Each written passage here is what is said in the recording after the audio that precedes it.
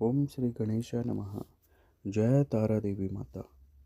गुप्त नवरात्रि का आज दूसरा दिन है जो माँ तारा देवी को समर्पित है। पौराणिक कथाओं के अनुसार इस दिन अघोरी विशेष रूप से महाविद्या तारा को प्रसन्न करने के लिए पूजा करते हैं।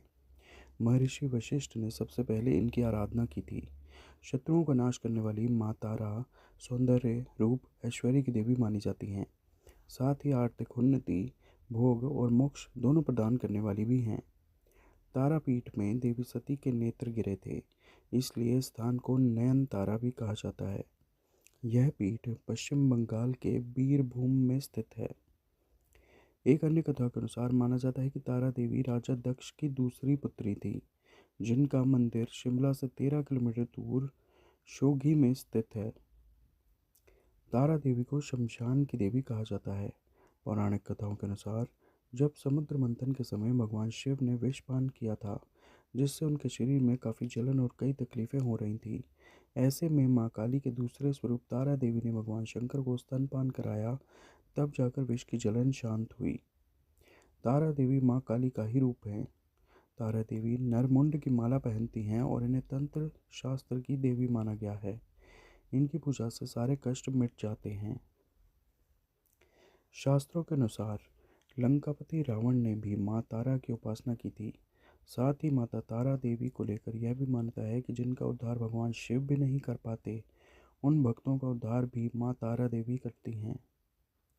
माँ तारा की पूजा के कोई विशेष नियम नहीं होते हैं, लेकिन यह मान्यता है कि यदि कोई व्यक्ति पूरी श्रद्धा से माँ तारा देवी की पूजा करता है, तो माता भक्तों की पुकार सुनकर उनका उद्धार अवश्य करती हैं। माँ तारा की साधना करने से धन संबंधी सभी समस्याएं दूर हो जाती हैं और साथ ही दिव्य सिद्धियों की भी प्राप्ति होती है। गुप्त नवरात्रि के दूसरे दिन माँ तारा की पूजा करने का नियम है। माँ तारा जीवन में आने वाली सभी विपत्तियों, आकर्षण और संकटों से छुटकारा दिलाती हैं। माँ तारा की साधना पूर्ण रूप से अघोरी साधना होती है। माँ तारा की साधना करने से मनुष्य को लौकिक सुख के साथ साथ शांति और समृद्धि भी प्राप्त होती है। देवी तारा अपने सभी भक्त और उपासकों की सभी मनोकामनाओं को पूरा करती हैं। इसके अलावा माँ तारा धन से जुड़ी समस्याओं को भी दूर करती हैं। साथ ही वो मुक्ति प्रदान करने वाली देवी हैं। बौद्ध धर्म में भी माँ तारा की उपासना को बहुत महत्वपूर्ण माना गया है। मान्यताओं के अनुसार भगवान बुद्ध ने भी माँ तारा की आराधना की थी और साथ ही भगवान श्री राम के गुरु वशिष्ठ ने भी पूर्णता को प्राप्त करने के लिए माँ तारा की उपासना की थी। जिस जगह पर भगवान आनंद भैरव ने गुरु वशिष्ठ जी को माँ तारा के उपदेश प्रदान किए थे, वो जगह आज के समय में भी तारा पीठ के नाम से मशहूर है। माँ तारा की साधना एक विशेष प्रकार से की जाती है, जिसमें कोई विशेष नियम नहीं है, परंतु अगर कोई मनुष्य पूरी श्रद्धा के साथ माँ तारा की पूजा करता है, तो वो भक्त की पुकार ज़रूर सुनती हैं। ऐसा माना जाता है कि माँ तारा का स्वरूप माँ काली के समान होता है।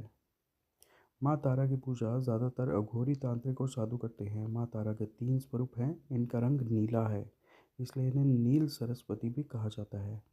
इसके अलावा माँ तारा को उग्र तारा के नाम से भी जाना जाता है।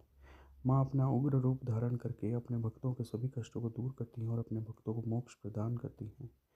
माँ तारा की पूजा करने से काम, क्रोध, मोह, लोभ से छुटकारा मिलता है। माँ तारा के तीसरे स्वरूप का नाम है एक जटा। माँ तारा का पहला रूप है उग्र तारा। ये अपने भयानक और उग्र ऊर्जा की वजह से विश्व में विख्यात है। माँ उग्र तारा के अंदर समस्त तामसिक गुण मौजूद हैं और ये अपने भक्त की कठिन से कठिन परिस्थितियों में भी सहायता करती हैं। उग्र तारा किसी भी प्रकार के संकटों का नाश करती हैं और साथ ही बुद्धि, बल, विवेक को जागृत करके अपने भक्तों को विनाशकारी परिस्थितियों में भी पथ प्रदर्शन करती हैं और उनकी सहायता करती हैं। नील सरस्वती। माँ तारा के स्वरूप में पूरे ब्रह्मांड का ज्ञान समाहित है। माँ नील सरस्वती आयुर्वेद, ज्योतिष, विज्ञान या कुछ और भी अज्ञात ज्ञान जो कि सामान्य बुद्धि के व्यक्ति की समझ से परे हैं, इन सभी चीज़ों को एकत्र करने के पश्चात जो स्वरूप बनेगा और जो ऊर्जा उत्पन्न होगी, वह है देवी नील सरस्वती। देवी नील सरस्वती राजसिक गुणों से संपन्न है। नील सरस्वती अपने ज्ञान और ऊर्जा से ज्वलंत शव को भी शिव का रूप देने में सक्षम है। एक जटा।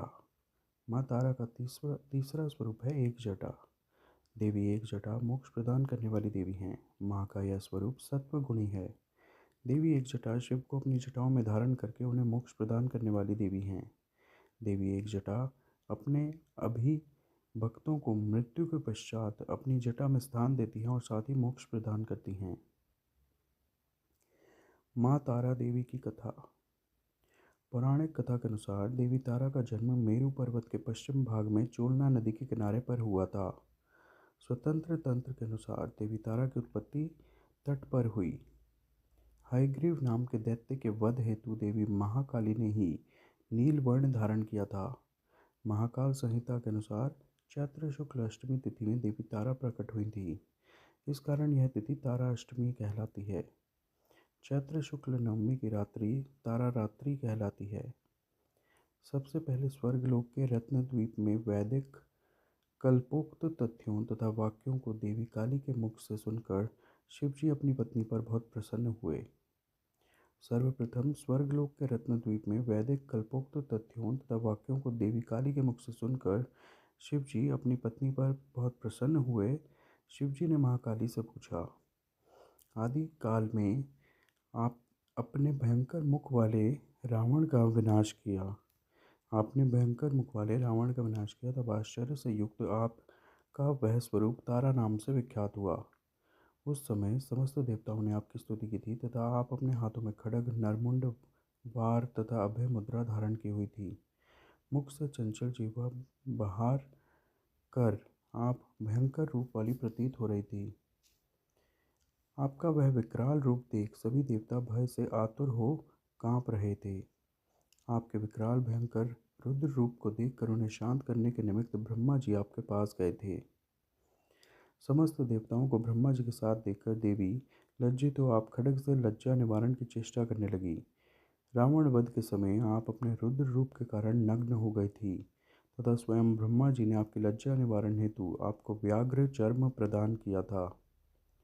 इसी रूप में देवी लंबोदरी के नाम से विख्यात हुई। तारा रहस्य तंत्र के अनुसार भगवान राम केवल निमित्त मात्र ही थे। वास्तव में भगवान राम की विध्वंसक शक्ति देवी तारा ही थी, जिन्होंने लंकापति रावण का वध किया। ये थी माँ तारा देवी की कथा। आप सब प्रेम से मेरे साथ बोलिए, जय माँ तारा। कृपया इस वीडियो को लाइक व शेयर करें व चैनल सब्सक्राइब करें। धन्यवाद। जय माता दी।